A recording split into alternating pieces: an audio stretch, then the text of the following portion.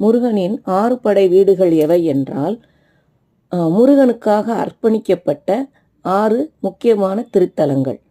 இவை முருகனின் வாழ்க்கை நிகழ்வுகளை அடிப்படையாக கொண்டவை. பிறப்பு, ஆயுதம் பெற்றல், திருமணம், போர், வெற்றி மற்றும் ஞானம் வழங்கல் ஆகியவை அந்த நிகழ்வுகளாகும். முதல் திருத்தலம் திருப்பரங்குன்றம். மதுரை அருகில் அமைந்துள்ள இந்த திருத்தலத்தில் முருகன் வெற்றி பெற்ற பின் தேவி தெய்வயானையை திருமணம் செய்த திருத்தலம். இயற்கையான குகை கோவில். சுவாமி உள்குகையில் எழுந்தருளியிருப்பது இதன் சிறப்பு. பாறைகளுக்குள் அமைந்த அபூர்வமான கோவில். இரண்டாவது திருத்தலம் திருச்செந்தூர்.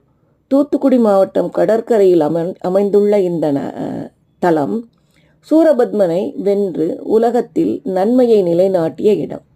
கடற்கரையில் அமைந்துள்ள ஒரே ஒரு முருகன் கோவில். கந்தசஷ்டி விழா இங்கு மிக பிரபலமாக கொண்டாடப்படுகிறது. பழமுதிர் சோலை மூன்றாவது திருத்தலம். இது மதுரை அருகில் அழகர் கோவில் மலைப்பகுதிகளில் அமைந்துள்ளது. ஞானத்தை நாரதருக்கு கொடுத்த இடம் இது. முருகன் பசுமை சூழலில் பல வகைகள் நிறைந்த நிலத்தில் எழுந்தருளியிருப்பார்.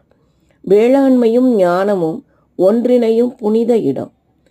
சுவாமிமலை நான்காவது திருத்தலம். தஞ்சாவூர் அருகில் அமைந்துள்ள இந்த தலம் முருகன் சிவபெருமானுக்கே ஓம் என்ற மந்திரத்தின் உட்பொருளை விளக்கிய பிரம்ம ஞானத்தை வழங்கிய இடம். தந்தைக்கு மகன் ஞானம் வழங்கிய அபூர்வமான காட்சி இது.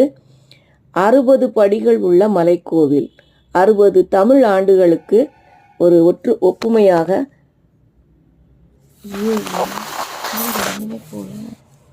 முருகனின் 6 படை வீடுகள் என்பது முருகனுக்கு அர்ப்பணிக்கப்பட்ட 6 முக்கியமான திருத்தலங்களாகும். இவை முருகனின் வாழ்க்கை நிகழ்வுகளை அடிப்படையாக கொண்டவை. பிறப்பு, ஆயுதம் பெற்றல், திருமணம், போர், வெற்றி மற்றும் ஞானம் வழங்கல் ஆகியவற்றை அடிப்படையாக கொண்டவை. முதல் திருத்தலம் திருப்பரங்குன்றம். மதுரை அருகில் அமைந்துள்ள இந்த திருத்தலம் முருகன் வெற்றி பெற்ற பின் தேவி தெய்வயானையை திருமணம் செய்த திருத்தலம். இயற்கையான குகை கோயில். சுவாமி உள்குகையில் எழுந்தருளியிருப்பார். பாறைகளுக்குள் அமைந்த அபூர்வமான கோவில். இரண்டாவது திருத்தலம் திருச்செந்தூர். தூத்துக்குடி மாவட்டம் கடற்கரையில் அமைந்துள்ள இந்த திருத்தலம் சூரபத்மனை வென்று